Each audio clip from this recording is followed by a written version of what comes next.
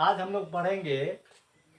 अब तक हम लोग पढ़ चुके थे समांतर श्रेणी के बारे में, समांतर श्रेणी की परिभाषा पढ़े थे, समांतर श्रेणी का सूत्र कल पढ़ चुके थे।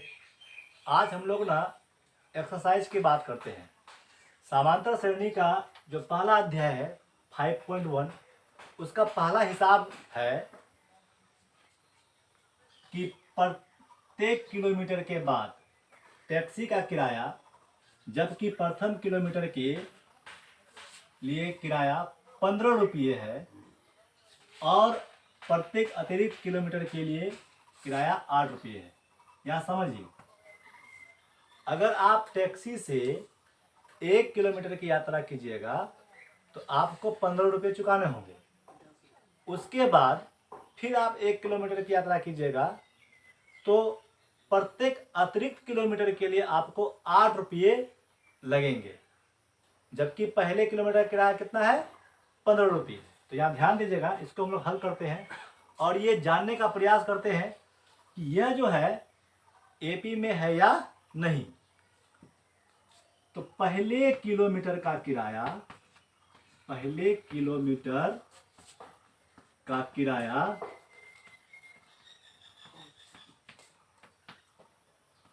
15 रुपये है। अतिरिक्त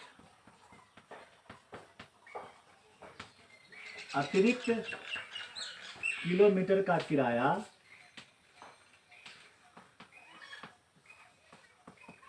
8 रुपये है। अब ये जानना है हम लोगों को, यहाँ पर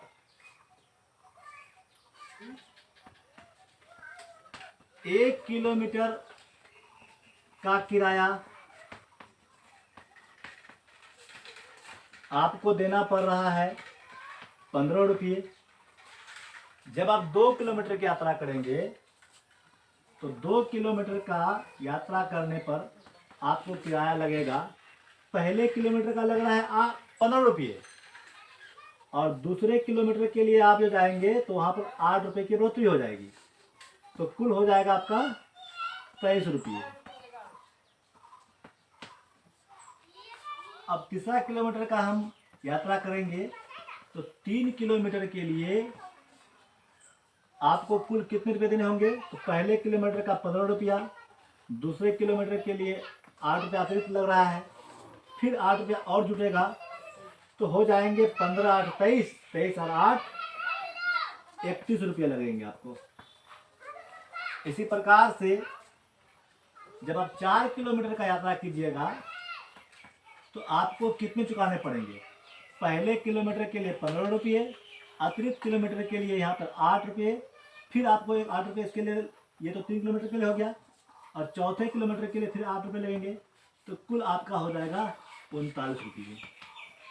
अब हम देखते हैं कि जितना किलोमीटर हम अतिरिक्त जाएंगे उतने किलोमीटर के लिए 8 रुपया हमको अतिरिक्त देना पड़ेगा। तो अब हम लोग देखते हैं कि श्रेणी क्या बनता है। तो यहाँ पे श्रेणी बनता है 15 रुपये, 23 रुपये, 31 रुपये और 39 रुपये। इस प्रकार से बढ़ते बढ़ते जा रहा है। अब देखिए कि हम ये जानने का प्रयास करते हैं कि जब कोई सीक्वेंस दिया गया है और उन सीक्वेंस के बीच में 2 लगातार पदों के बीच का अंतर यदि समान होगा तो हम समझ जाएंगे वो एपी में है। तो यहाँ पर देख रहे हैं कि यहाँ पर 15 और 23 के बीच में 2 लगातार पदों का अंतर क्या है, समान है। 23 और 31 के बीच में 2 लगातार पदों का अंतर क्या है, समान है। तो इस प्रकार से हम कहेंगे क्या कि यह एपी में है,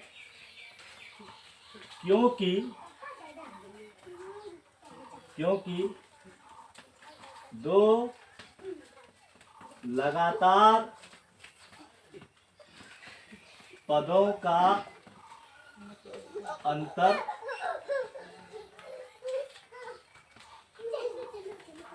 समान है। इस प्रकार से 1 नंबर हमारा बन गया। अब हम लोग प्रश्न संख्या 2 की बात करते हैं। 1 के 2 में दिया गया है कि किसी बेलन में उपस्थित हवा की मात्रा जबकि वायु निकालने वाला पंप प्रत्येक बार बेलन की शेष हवा का 1/4 भाग बाहर निकाल देता है। एक बेलन है और उस बेलन से कोई भी बेलन अगर होगा तो खाली ही होगा। खाली होने का मतलब क्या है, उसमें हवा तो है भरा हुआ, तो प्रत्येक बार में 1/4 भाग जो है पंप के माध्यम से हवा को बाहर निकाल दिया जाता है। तो इसको हम लोग हल करेंगे और ये जानेंगे कि यह एपी में है या नहीं। सबसे पहले हम लोग मान लेते हैं,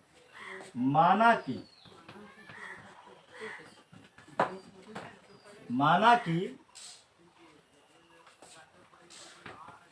बेलन का आयतन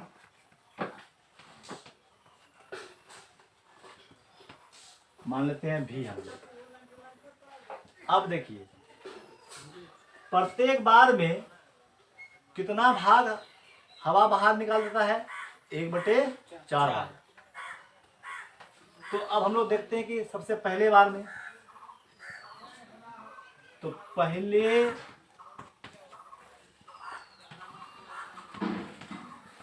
बार में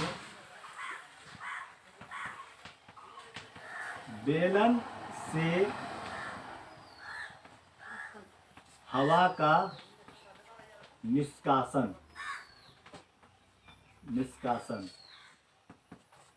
अब देखिए बेलन का आयतन हम लोगों ने माना है भी माइनस बेलन के आयतन का 1/4 भाग, तो आयतन को हमने मान लिया भी इंटू 1/4।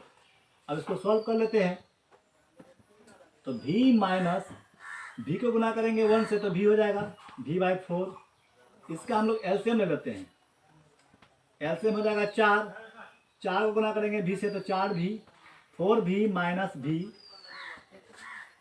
अब देखिए 4v में एक भी घटेगा तो 3v/4।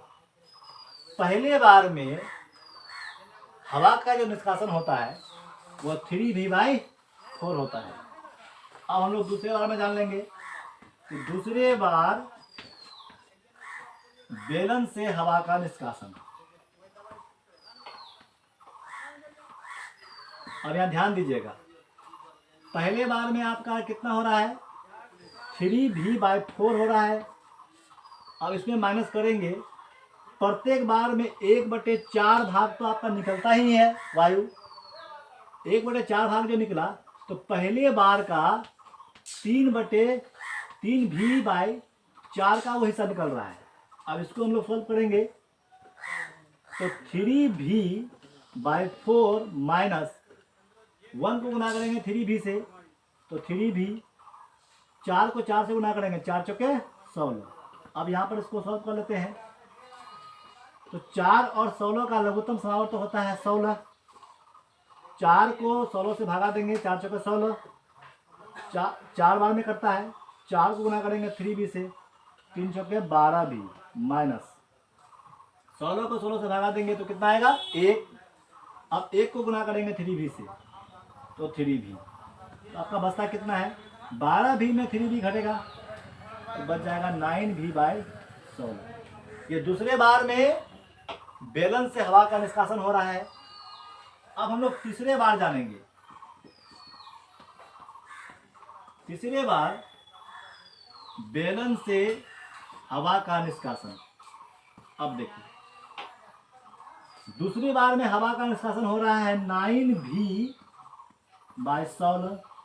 अब प्रत्येक बार जो है आपका 1/4 भाग तो निकलता ही है, तो 4 भाग जो निकलता है वो दूसरे भाग का, जब तीसरा भाग हम लोग निकालेंगे तो 9v/16।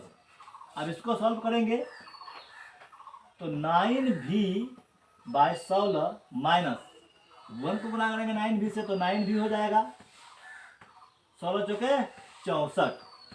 अब देखिए 64, 16 और 64 का लघुत्तम समावर्त लेंगे 64 आएगा, 16 चौके 64, 4 बार में करता है ये। 4 गुना करेंगे 9 से तो 9 चौके 36v माइनस 64 को 64 भगा देंगे, एक आएगा, एक को गुना करेंगे 9 भी से तो आएगा 9 भी। अब यहाँ पे कितना बचता है, 36 भी में 9 भी को घटाएंगे तो बचेगा आपका 27 भी बाई 64। अब हम लोग श्रेणी प्राप्त कर लेते हैं। तो देखिए श्रेणी जो है आपका प्राप्त हो रहा है, आप लोग उसका आयतन माने थे भी, दूसरे बार में आपका प्राप्त हो रहा है बेलन का आयतन माने हैं आप लोग भी, और पहले बार में जो है बेलन से हवा का जो निष्कासन हो रहा है वो 3v/4, 3v/4। दूसरे बार में आपका हो रहा है 9v/4, 9v/16, और तीसरे बार में हो रहा है 27v/64। इस प्रकार से बढ़ता चले जाएगा। अब देखिए इसमें हम लोग देख रहे हैं क्या कि दो लगातार पदों का जो अंतर है वो समान देखने को नहीं मिल रहा है, क्योंकि यहाँ पर इन दो पदों के बीच का जब अंतर हम निकालेंगे इसका मान कुछ अलग होगा, इन दो पदों के बीच का मान निकालेंगे तो इसका मान कुछ अलग होगा, इनके बीच निकालेंगे तो इसका मान कुछ अलग होगा। तो इस प्रकार से हम समझ रहे हैं क्या कि ये जो श्रेणी दी गई है यह एपी में एपी को दर्शाता नहीं है। तो हम यहाँ पे लिखेंगे क्या कि यह एपी में नहीं है। अब क्यों नहीं है, क्योंकि दो लगातार पदों का अंतर समान नहीं है। दो लगातार पदों का अंतर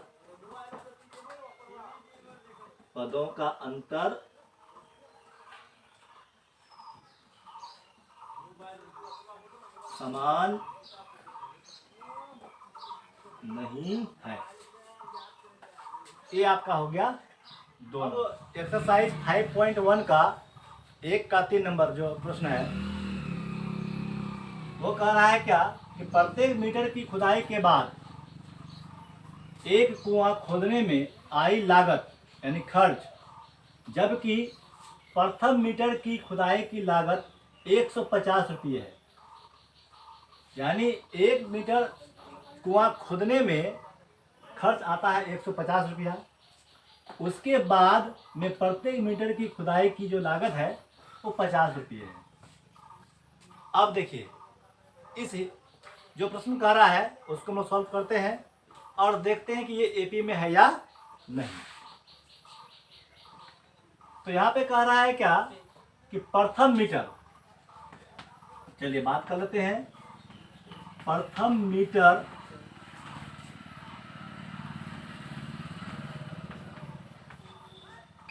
खुदाई की लागत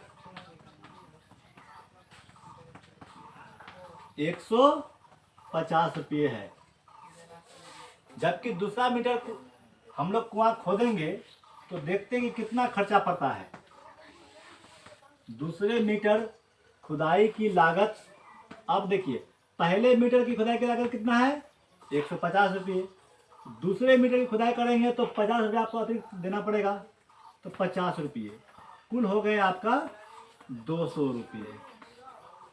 अब हम लोग तीसरे मीटर की खुदाई करते हैं। जब तीसरे मीटर की खुदाई करेंगे तो अब देखिए पहले मीटर की खुदाई की लागत 150 रुपया है ही, दूसरे मीटर की खुदाई किए थे तो फिर 50 रुपया अतिरिक्त लगा, अब तीसरे मीटर की खुदाई करेंगे तो फिर 50 रुपया और अतिरिक्त लगेगा। इस प्रकार से कुल हो जाएगा 150 और इधर 100, आपके हो जाएंगे कितने 250 रुपये हो जाएंगे।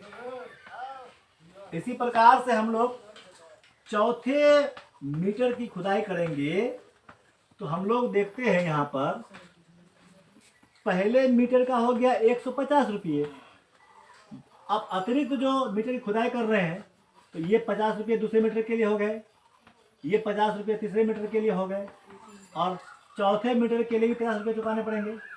इस प्रकार से कितने हो जाएंगे कुल, इधर हो गया 150, इधर भी 150, तो हो जाएंगे कितने 300 रुपये। अब हम देखते हैं इसको श्रेणी में सजाते हैं। तो श्रेणी पे सजाने पर हम क्या देखते हैं कि पहले मीटर की जो लागत है वह 150 रुपये है, दूसरे मीटर की लागत 200 रुपये है, तीसरे मीटर की लागत 250 रुपये है और चौथे मीटर की लागत 300 रुपये है। इस प्रकार से और अतिरिक्त खुदाई करेंगे तो यह बढ़ता हुआ चले जाएगा। तो हम देख रहे हैं क्या, यहाँ पर दिया गया जो अनुक्रम है वो एक निश्चित अंतर पर वृद्धि कर रहा है, यानी जो लगातार पदों के बीच का अंतर नियत है, यहाँ पर समान है। तो इसलिए हम कहेंगे कि दिया गया अनुक्रम क्या है, एपी में है। तो यहाँ पे आपको लिख देना है कि यह एपी में है। अब क्यों है, तो प्रश्न का जवाब होगा क्योंकि दो लगातार पदों का अंतर समान है। इस प्रकार से यह 3 नंबर का जो है क्वेश्चन हमारा हल हो गया।